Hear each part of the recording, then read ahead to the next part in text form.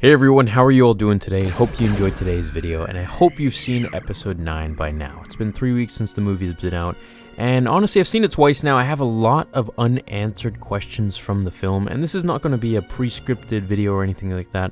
I'm just kind of going to talk to you guys like a podcast, and let's just have some fun with it. Okay, so my first unanswered question, and mind you, this won't be all of the unanswered ones, but these are at least mine and the most prevalent ones in my mind. The first one is, how is Palpatine alive? Okay, well, in my theory, I'm thinking that hopefully they'll come up with the answer to this. I think maybe in Mandalorian Season 2, seeing as how we have some tie-ins with, the cloners and Kamino and all that stuff with Dr. Pershing and so on and so forth with Baby Yoda. However, as to how Palpatine survived, it's really left in the air for me. I mean, we have that comic where Snoke was telling Kylo that the only way to survive, being thrown off a cliff is to basically levitate above ground. And with that, he lets go of the Force and Kylo falls to his death, as Snoke tells him to use his fear to let it crystallize into anger, to turn that anger into power. Kylo begins to float off the ground using the Force. This is a really cool Force power that shows just how Force users can survive massive falls without a single injury. And then we've also got other theories such as Palpatine having, vanished into another dimension or teleported somewhere else, which is possible, I suppose, but not really believable. And then there's stuff from the actual film where we see in the opening crawl that Palpatine is written as Phantom Emperor, which makes me think that he's not really alive at all. Kind of an essence of him, but not really him or who he was in the previous films. And then in the film, as we see ourselves, Palpatine says that he has died before, and that all the Sith live in him now. So I'm thinking, how did he get brought back to life? He's obviously died before, as he says, and he's all gnarled up, so that is his body, at least. So he must have been resurrected by maybe the Sith cultists or something like that. Maybe we'll find out, hopefully, going forwards. So, my second unanswered question is, how did he clone Snoke? And then also, how did he clone a Force sensitive? Because as we know, this goes completely against Legends info, which from the Force Unleashed game proves that you can't clone a Force sensitive very easily. And if we're to now believe that you can, then this would completely undermine what Palpatine did with Kamino by cloning the clones from Jango Fett. He would have just cloned himself or cloned a Jedi and turned him evil and like a million times. Just imagine a million evil Yodas. Maybe that's what he's trying to do with Baby Yoda. I don't really know. So we saw that he created Snoke and he had a vat of a bunch of them just being made in this tube, kind of like a test tube baby. How did he control him with the Force, or did he give him Force powers, or was Snoke Force sensitive all along? My theory here is that he was controlling Snoke through the Force in some sort of way, maybe, through a object such as the ring, and this now leads us onto the third unanswered question, which is, where did Snoke get that ring from? We know he got it from Vader's castle, from underneath the castle, but why does it have the inscriptions of the Dwarti? Now, the Dwarti were the golden statues from Palpatine's office in Revenge of the Sith, which in the Darth Plagueis novel were given to him, or actually taken from Darth Plagueis himself. So what's with all the little tie-ins here? Are we going to at least know what they're all about, or is it all just kind of out the window at this point? The next, who did Palpatine get jiggy with? Okay, so he had a son. Obviously that means he had to have someone, a girlfriend or a wife or something. I'm thinking that he was a senator for a very long time, so he had to maintain this sort of professional status maybe in the eyes of the galaxy. So maybe he had a family that we didn't know about. Maybe he had a significant other that no one knew about. But if we're going to go with the timeline of the Rise of Skywalker, his son looked like he was maybe 30-something years old, 30 or 35 years old. So he would have had to have him 35 years before the Rise of Skywalker, which would put him right around the time of Return of the Jedi, which means Palpatine was probably like 80 or 90 years old by the time he had a son. So that means, he was just kind of old at that point. I want to know more about this son. Did he have Force powers? Why didn't he want to, take his father's footsteps and control the galaxy? Was he just maybe a clone of Palpatine, a failed Force-sensitive clone? There's so many different theories that I have there for that. The next, why didn't we see more of the Knights of Ren?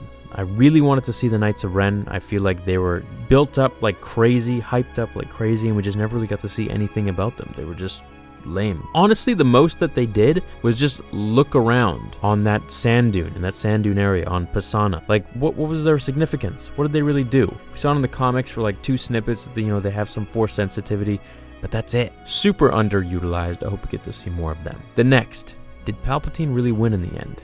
He told Rey that if she striked him down, then he would live on through her. Well, she did strike him down, just not with her lightsaber, and she was kind of angry when she killed him and forced the lightning back onto him, or was it just her being focused? Either way, that still leaves a bit of an open gap there for them to maybe, just slip it in, hey, Palpatine's still alive, or he can come back.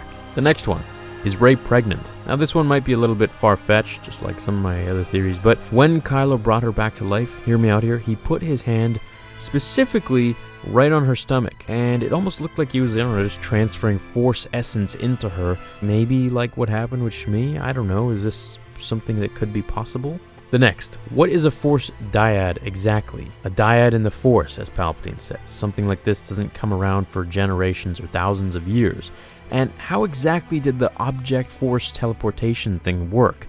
I still didn't really understand that, and it doesn't really make much sense in Star Wars. So I hope they're going to clarify that. The next, how did Maz get Luke's lightsaber? This is something that I really want to know. Now, from the visual dictionary of The Rise of Skywalker, we learn that someone found the lightsaber as it fell to the depths of the planet, and then it came into Maz's possession. But that's really all we know.